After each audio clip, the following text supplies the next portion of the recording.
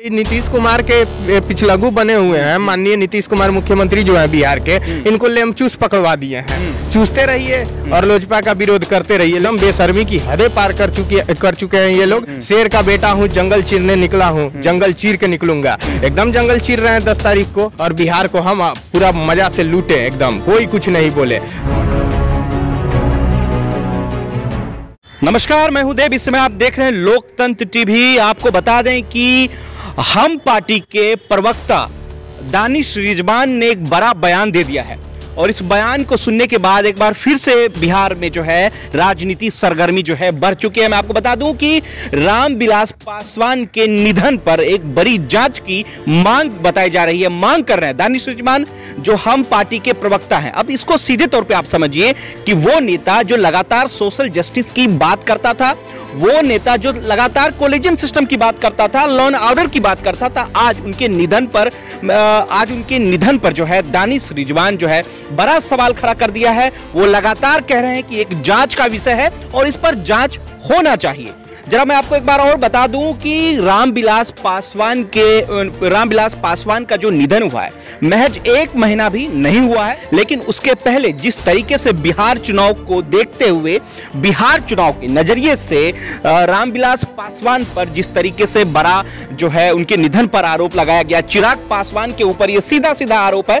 और इस बात की पुष्टि इस तरीके से कर सकते हैं कि कहीं हम पार्टी के जो संस्थापक है, यानी कि बिहार के पूर्व मुख्यमंत्री जीतन राम मांझी का यह बयान तो नहीं है। गौर करने की बात है, सोचने की बात है। फिलहाल जो है हमारे साथ अनुपम पासवान लोजपा युवा नेता मौजूद हैं जो लगातार इस पर हमारे साथ जुड़ चुके हैं। अनुपम जी, क्या लग रहा है जिस तरीके से दानिश रिजवान ने एक सवाल खड़ा कर दिया है रामविलास जी के निधन पर, और यह कह दिया है कि अब यह जांच का विषय है, चिराग पासवान पर कार्रवाई की जाए और रामविलास के निधन पर जो है जांच की जाए, इसको कैसे देख रहे हैं?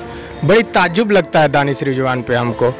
अजीब बात है ये, इस तरीके का बयान आना चाहिए, शर्म की बात है। इन लोगों को शर्म आनी चाहिए। दानिश रिजवान जी से ज़्यादा नौजवान हम हैं और उनसे ज़्यादा गुस्सा आता है हमको। हम उनसे ज़्यादा ताकत के साथ चिल्ला के उन पे व्यक्तिगत टिप्पणी कर सकते हैं, उनसे ज़्यादा मेरे खून में गर्मी है। लेकिन हमारे नेता माननीय श्री चिराग पासवान जी ने हम लोगों को, कार्यकर्ताओं को इस तरह का संस्कार नहीं दिया है कि किसी पर व्यक्तिगत टिप्पणी करें। आप नीतिगत विरोध कीजिए। हमारे नेता तो कहते हैं कि कहिए बिहार फर्स्ट विजन गलत है, उससे बिहार का विकास नहीं होता, बिहार सही मायने में विकास के रास्ते पर उससे नहीं जाएगा। लेकिन आप व्यक्तिगत टिप्पणी कर रहे हैं, ये भी कोई टिप्पणी है? ये शर्म आनी चाहिए दानिश रिजवान को ऐसे टिप्पणी करने पे। नहीं, इसमें गलत क्या है? देखिए, आपको बता देते हैं कि हम पार्टी के राष्ट्रीय अध्यक्ष जो हैं जीतन राम मांझी, माननीय जीतन राम मांझी जी का सम्मान करते हैं हमारे नेता आदरणीय श्री चिराग पासवान जी। और हमेशा से उन्होंने अपने बयान में, चाहे अपने किसी भी मीडिया के कार्यक्रम में, उन्होंने कहा है कि हमारे अभिभावक तुल्य हैं जीतन राम मांझी जी, और हमेशा उनका सम्मान करते हैं। और इस तरह का बयान अगर आता है तो ये शर्म की बात है। जीतन राम मांझी जी इस तरह का बयान देते हैं, क्या हमको नहीं कहना चाहिए इस तरह का? जीतन राम मांझी जी के घर और परिवार में मृत्यु तो एक अटल सत्य है, और मृत्यु होती है तो उन लोगों का परिवार कोई जांच करवाता है? इस तरह का मृत्यु एक अटल, स्वास्थ्य खराब था, नहीं रहे हमारे नेता, पूरा दुनिया आज जान रहा है, पूरा दुनिया आज उनको श्रद्धांजलि दे रहा है। और इस तरह का अटपटा बयान आता है, इन लोगों को तो शर्म आनी चाहिए। नीतीश कुमार के पिछलगू बने हुए हैं, माननीय नीतीश कुमार मुख्यमंत्री जो है बिहार के, इनको लेमचूस पकड़वा दिए हैं। चूसते रहिए और लोजपा का विरोध करते रहिए, लेकिन उससे कुछ नहीं होने जा रहा है। जिस तरह का बिहार में जनसैलाब उमड़ रहा है, वो पूरा बिहार बिहार फर्स्ट के साथ जुड़ चुका है। आदरणीय श्री चिराग पासवान जी के विजन के साथ हम लोग 10 नवंबर को सरकार बनाने जा रहे हैं। इसीलिए बौखलाहट में है नीतीश कुमार जी। इस बौखलाहट में जीतन राम मांझी जी को अपने साथ लाए और उन्हीं से ये विरोध करवा रहे हैं इस तरीके का। नीतीश कुमार के जदयू कार्यकर्ता ये भी कह रहे हैं कि अगर ये गलत है तो जांच करवाने में क्या आपत्ति, क्या आपको क्यों परेशानी इतनी? हमको कहाँ परेशानी है, ये जांच का विषय। स्वास्थ्य खराब था, नहीं रहे आदरणीय श्री रामविलास पासवान जी, इसमें जांच का विषय क्या है? ये कोई मामला है बात करने का? इन लोगों को तो शर्म नहीं आना चाहिए, आता है इस तरह का बयान देते हुए।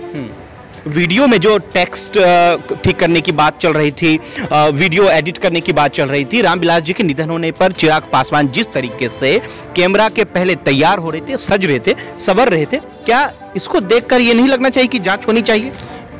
देखिए, स्वास्थ्य खराब था, और हमारे नेता नहीं रहे। इस पे एकदम कोई हम टिप्पणी नहीं मतलब किसी को करना चाहिए, ये गलत बात है। इस लोगों को शर्म आनी चाहिए। मैं सबसे पहले यही बात कहता हूं कि एकदम बेशर्मी की हदें पार कर चुके हैं ये लोग। आदरणीय स्वर्गीय श्री रामविलास पासवान जी सेकंड अम्बेडकर थे और सेकंड अम्बेडकर के ही अंश हैं माननीय श्री चिराग पासवान जी। और आपको याद होगा जब गोलमेज सम्मेलन हुआ था तो बाबा साहब के पुत्र का निधन हो गया था और उन्होंने कहा था कि हम आज गोलमेज सम्मेलन में अगर नहीं जाएंगे तो हमारे बहुत सारे करोड़ों जो यहाँ परिवार है हमारा वो मतलब कि उसको पीड़ा होगी और वो अपना अधिकार से वंचित हो जाएगा। और उन्हीं के अंश है माननीय श्री चिराग पासवान जी।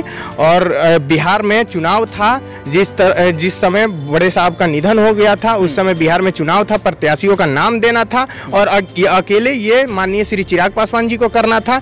इसलिए उस तरह वीडियो के अलावा उनके पास क्या विकल्प था, इसलिए उनको ऐसा करना पड़ा। एकदम करना चाहिए जिस तरह बाबा साहब के अंश हैं, सेकंड अम्बेडकर के अंश हैं, तो उनको हिम्मत और ताकत मिलती है ना। शेर कहते ही हैं माननीय श्री चिराग पासवान जी हर जगह, शेर का बेटा हूँ जंगल चीरने निकला हूँ, जंगल चीर के निकलूंगा। एकदम जंगल चीर रहे हैं 10 तारीख को। नीतीश जी क्या है? नीतीश जी क्या है, वो तो 10 तारीख को 7 निश्चय घोटाला में पता चल गया ना। अभी तो जांच हुआ, देखिए अभी जांच हो गया तो पता चला ना कि घोटाले पे घोटाला हुआ है। केंद्र सरकार जांच करवाया तो उसमें 7 निश्चय में घोटाला पकड़ा गया है। तो लेकिन वीडियो जो वायरल हो रही थी लगातार वो हंस रहे थे, उनके एक्सप्रेशन देखकर ऐसा नहीं लग रहा था कि रामविलास जी का निधन हुआ है। मैं इस विषय में पूछ रहा हूँ आपसे। देखिए ये एक बेटे के तौर पे मतलब चिराग पासवान जी जितना पीड़ा है उनको, जितना दुख है, ये कोई हम नहीं समझ सकते हैं, ये कोई दूसरा नहीं समझता है। हम एक लोक जनशक्ति पार्टी के कार्यकर्ता हैं तो हमको इतना दुख है, करोड़ों कार्यकर्ताओं को इतना दुख है कि वो माननीय श्री रामविलास पासवान जी के दुख मतलब के नहीं रहने से इतना आहत हुआ है कि इस पे कुछ बोल ही नहीं पा रहा है ना। मतलब कि पार्टी का वो लोग क्या चाह रहे थे, नीतीश कुमार जी चाह रहे थे कि माननीय श्री चिराग पासवान जी मूर्छित होकर गिर जाएं, बिहार का बात नहीं करे, बिहारी फर्स्ट विजन को लागू नहीं करवाएं और बिहार को हम पूरा मजा से लूटे, एकदम कोई कुछ नहीं बोले। तो ऐसा नहीं ना होने देंगे। हमारे नेता माननीय श्री चिराग पासवान जी बिहार फर्स्ट विजन के साथ पूरा बिहार जुड़ चुका है। एक एक बच्चा जिस तरह से जनसैलाब आ रहा है, जिस तरह से भीड़ आ रही है आदरणीय श्री चिराग पासवान जी के सभाओं में, उस तरह आप देखिएगा 10 नवंबर को हम और आप मिलेंगे और सरकार लोजपा और भाजपा की होगी। कभी चिराग पासवान जी अपने आप को हनुमान बताते हैं तो कभी कहते हैं कि शेर का बच्चा हूं, जंगल चीर के निकलूंगा।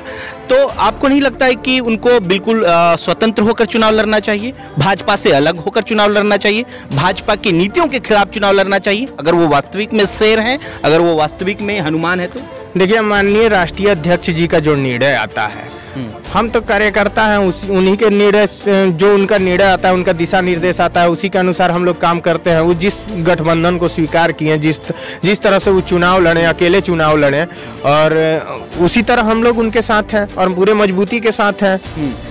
एक बात बताइए, उनकी रैलियां में लगातार जो है चिराग पासवान जी ने जिक्र किया है कि अगर हमारी सरकार बनती है, अगर लोजपा और भाजपा की सरकार बनती है तो नीतीश कुमार जेल जाएंगे। क्या लोग कुछ और समझ रहे हैं? लोग समझ रहे हैं कि सरासर जो है भाजपा का हाथ है नीतीश कुमार को डुबाने के लिए?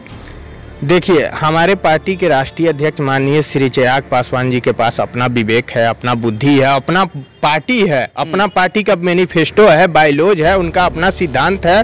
और हमको नहीं लगता कि किसी को सिखाने की जरूरत है हमारे माननीय राष्ट्रीय अध्यक्ष जी को। तो इस पर जिस तरीके से दानिश रिजवान ने कहा कि रामविलास जी के निधन का जांच होना चाहिए, तो जीतन राम मांझी का ये बयान है या दानिश रिजवान का? आप इसको कैसे देख रहे हैं एक बार पुनः? अब वो दानिश रिजवान जाने किस तरह का बयान देते हैं। इस तरह के बयान में उनको शर्म आनी चाहिए। इस तरह का अटपटा बात तो करना ही नहीं चाहिए। बेशर्मी की हदें पार कर दिए हैं दानिश रिजवान जी। बहुत बहुत शुक्रिया सर हमारे साथ जुड़ने के लिए। जिस तरीके से बिहार चुनाव के रूप में ये तमाम चीजें जो पलटवार लगातार देखने को मिल रही है कि कभी किसी ने सोचा नहीं है कि रामविलास के निधन की जो है जांच की पटकथा इस कदर लिखी जाएगी कि अपने ही बिहार के वो दलित मसीहा, जिसको दलित मसीहा भी कहा जाता है, और फिलहाल इस समय जीतन राम मांझी को जो दलित समाज के लोग हैं, जो मांझी समाज के लोग हैं, अपना रहनुमा भी समझते हैं, उन्होंने लगातार आरोप लगा दिया है। और एक बात समझ जाइए कि दोनों दलित ही हैं, यानी कि रामविलास पासवान जी भी दलित समाज से ताल्लुकात रखते हैं और जीतन राम मांझी भी। अब जांच का जो विषय है, जिस तरीके से हम पार्टी के प्रवक्ता स्पोक्स पर्सन दानिश रिजवान ने एक आरोप लगा दिया है कि रामविलास जी के निधन का एक षड्यंत्र रचा गया था, जांच होनी चाहिए, ये कहां तक सत्य है या किस कदर इसका पटकथा लिखा गया है, ये कहना मुश्किल है। फिलहाल आपने एक वीडियो भी देखा होगा चिराग पासवान का, किस तरीके से वो एक वीडियो में नजर आते हैं। वो लगातार इस बात का जिक्र कर रहे हैं कि बाल सही है या नहीं, मेरा टेक्सचर सही है या नहीं, एडिट हो जाएगा या नहीं। हो सकता है इस तरह के वीडियो देखने के बाद जो है लोगों के मन में या किसी अपोजिशन घराने के नेताओं के मन में ये सवाल उठता हो, लेकिन फिलहाल जो है जिस तरीके से अनुपम पासवान ने उनके बातों को, उनके बयानों को खंडन किया है, आने वाले 10 तारीख को एक बड़ा मुहिम छिड़ने वाला पूरे बिहार में, और इस बात का पता चल जाएगा कि दानिश रिजवान जो है हम पार्टी कहां पर है और लोजपा कहां पर है, भाजपा कहां पर है और नीतीश कुमार कहां पर है। इसमें आप देख रहे हैं लोकतंत्र टीवी, मैं हूं देव, पटना ब्यूरो, दिल्ली।